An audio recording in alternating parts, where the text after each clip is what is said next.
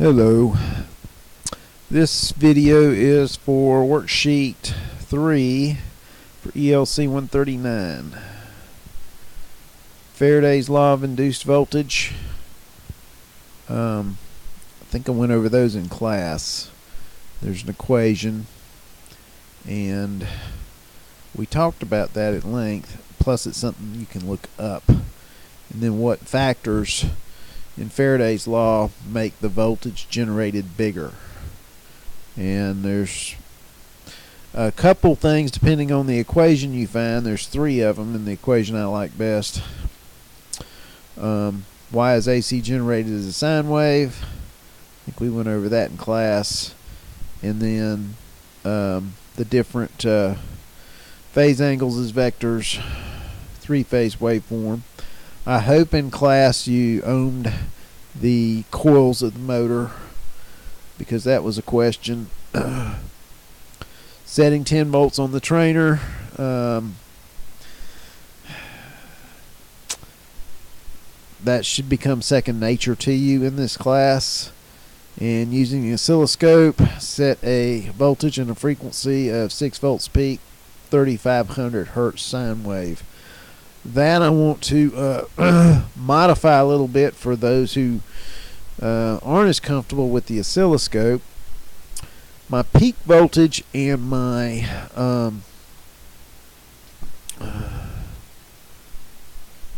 RMS voltage are related by the value of the square root of 2/2. So you can use a bench meter to set this, and the bench meter will actually also read the frequency. But what you got to do is realize that if I take 6, which is my peak voltage, and I multiply it by 0.71, and it's actually 0.7071, but I'm rounding just to make things easier. You need to set the voltage at about 4.25 volts if you use a meter on that. And we're going to use that number later.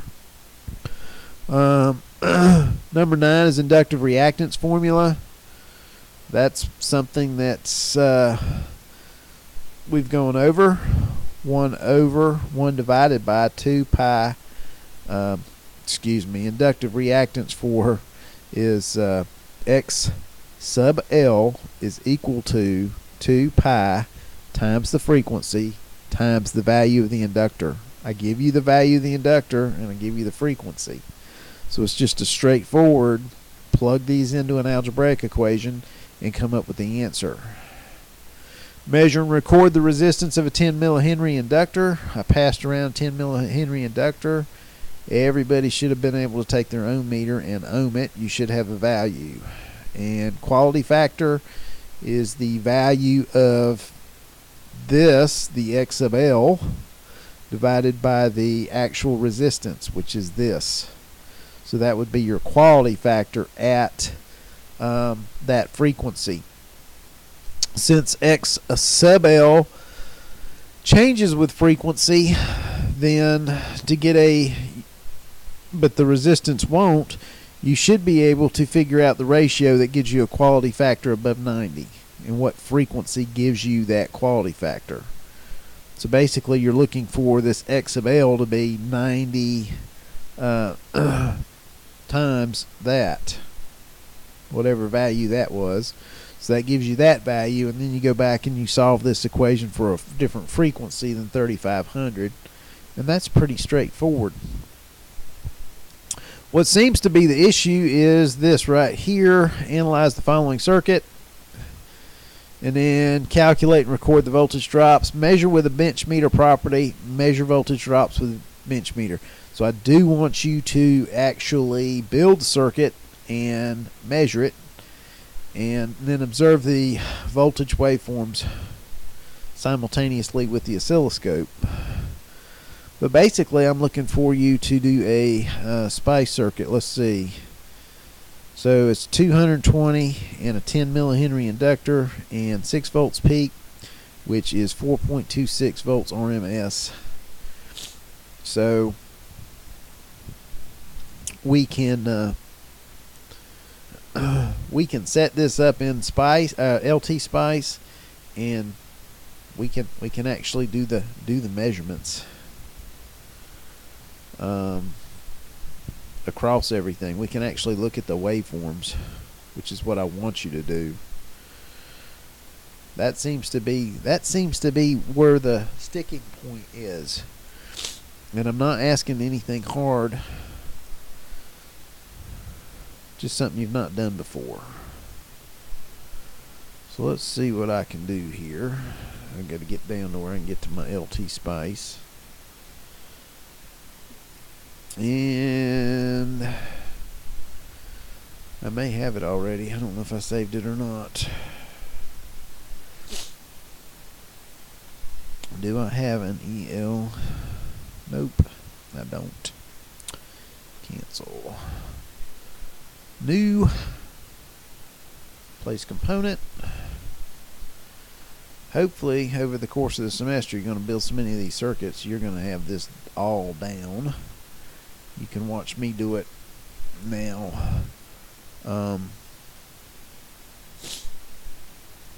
Just for fun. Control R rotates. Escape keeps it from plotting another point or putting another part in. See, it wants to put in an L2. I either have to hit escape or I have to right mouse click. And I need a ground. And it got me 2 grounds. So scissors gets rid of that. And now I am going to connect points.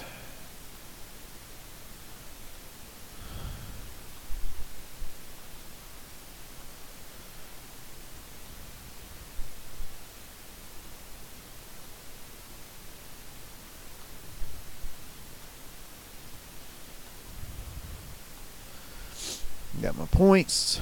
It's going to, by default, want to draw more lines until I hit the escape key. My cursor comes back. I'm going to do 2 types of analysis on here. I'm going to do the amplitude, which this is going to give me my RMS value. So instead of amplitude, I'm going to type in my RMS value for this circuit, and we decided it needed to be 4.25 or 4.26. And I'm going to click OK. My resistor was 220. My inductor is 10 millihenries.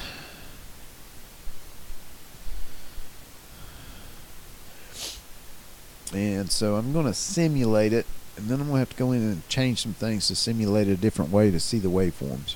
But this will give you your measurement values, or what you should expect for measurement values. The fact that this has some internal resistance is going to throw off everything, but that's okay. That's okay. We'll still be okay. So I'm going to do an AC analysis. Linear. I'm only going to do 1 point. So, and my frequency is 3500 for start and stop. So there's my analysis, and now I can run it. Alrighty. Let's shrink things a little bit. Get them out of the way. Okay, so this tells me my voltage from here to ground is 4.26. It tells me my voltage across my inductor is 3.011. What we don't know is the voltage across this resistor. What I do have is the voltage here, magnitude and angle, and I have the voltage here, magnitude and angle. So what I have to do is I have to subtract this voltage, the 3.01 angle 45, from 4.26 angle 0. And you can't do it the way you might typically think. Okay, so I'm going to open up another shortcut I made. And I think I put it in this class. Let's see if I did. No. I think that's it right there. Yes. Okay.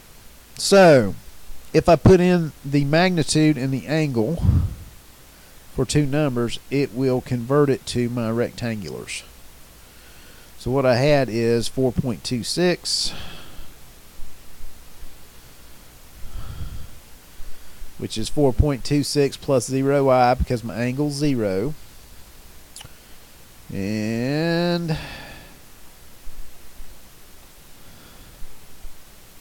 that can be minimized. Trying to get back to that. There we go. My other value is 3.01 at an angle of 45. So I'm going to go down to here. So 3.01 at an angle of 45. Enter. And what you see is I have numbers that are 2.13, 2.13. So now what I'm going to do is I'm going to subtract these because we're supposed to take the difference. Well, 4.26 minus 2.13 is 2.13. And 0 minus 2.13 is 2.13. So then I'm going to scoot it up here where I can go from rectangular back. And I'm going to type in 2.13 and minus 2.13. Because that's what I would get if I subtracted them. So if I just look at these three boxes, these two and this one,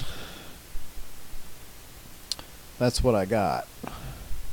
4.26 minus 2.13 equals 2.13. 0 minus 2.13 is 2.13.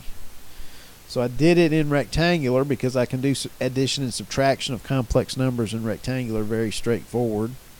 But I want to convert it back to magnitude and angle. So when I convert this back to magnitude and angle, I get a 3.0145.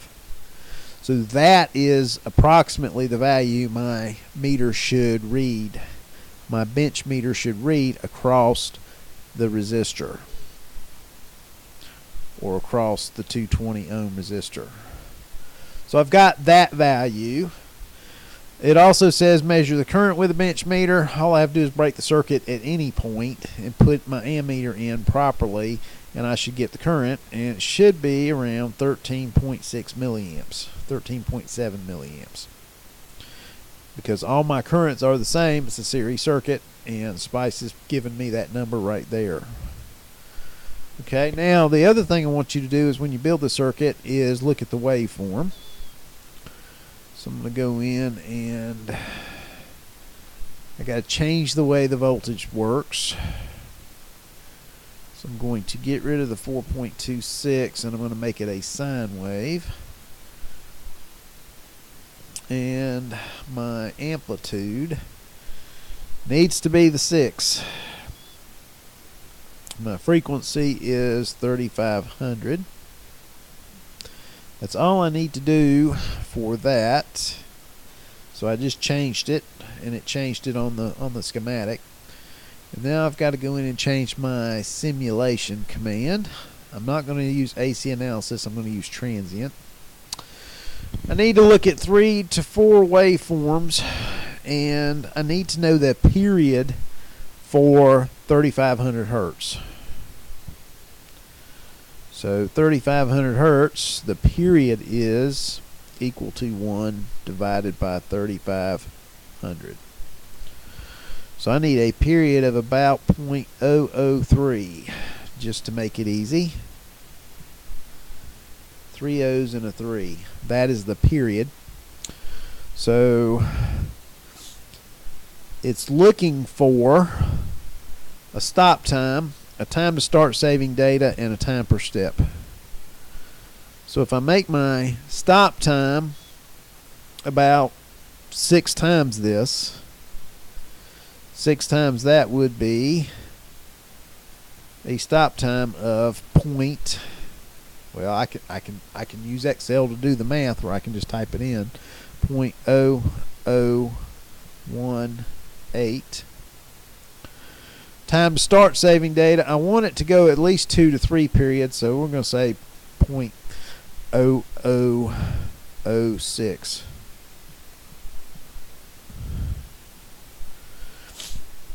So this gives me 2 full periods before it even starts collecting data.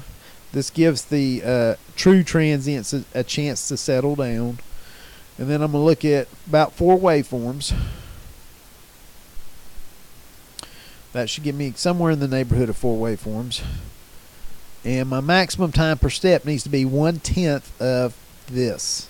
So I'm just going to add an extra 0 there. 0.1, 2, 3, 4 zeros and a 3. And that's what I put in here. Excel didn't do that right for me, but that's okay. 0018. 0.0018. 0.0006 and 0.0003. Is that right? And I'm going to start everything at 0 because I think we get more consistent results when I do that. So my former AC analysis is still on my schematic, but is now semicoloned out, and this is my true analysis. So now I can simulate and run. And I can look at the waveform there, and what you see is I'm 6 volts peak to minus 6 volts peak. I can look at the waveform across my inductor. So you see that I have the shift. And you should be able to see that on the oscilloscope. Should go to a little bit better than 4 volts peak. And possibly I can look at the actual waveform across my resistor as well. So I actually did that. So the first one is the voltage of my source. The second one is the voltage of my inductor. And the third one is the voltage of my resistor. If you want to know the RMS values from a transient analysis, you can click on it, see how it highlighted, then right mouse click. No, not right mouse click. Get it highlighted, then control click. When you've got it highlighted and you control click, you see you got an RMS value there, 4.288. Tells you what your interval is. It tells you what your average is. So if you want to know the RMS value of the inductor, I can control click. It tells me that the voltage over my inductor should be about 3.022 volts.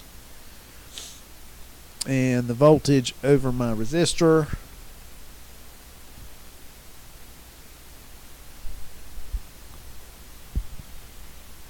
is, you highlight it, control click, 2.955. So we predicted it would be 3 in the other analysis. But you should be able to measure this, and you should be able to see pretty close. If you want to be perfect, I don't know if you can get to be perfect. You got to make sure you use the actual value that you measured for the resistor. You would have to use the 10 millihenry inductor. You'd have to go in and put its internal resistance in, and you'd have to set your voltage source to be precisely whatever you simulated in here. Then you get a little better results, but this is going to put you in the ballpark without going too far into the details. But this is what we've got. Now I cannot with an oscilloscope measure the voltage across my resistor because my oscilloscope adds a ground. Technically we don't have a ground, so you could see it. But I just want you to look at the source and the inductor, and you will see the green and the blue. You will see the fact that they are shifted. And if you add up these voltages, you add up the blue and the red, you should get to the green, positive and negative. Anyway, that is what we wanted to get accomplished for worksheet 3. Build circuit, measure circuit. If you measure it with a bench meter, you'll get the RMS values. If you measure it with the oscilloscope, you'll actually see the waveform. Anyway, thank you for watching.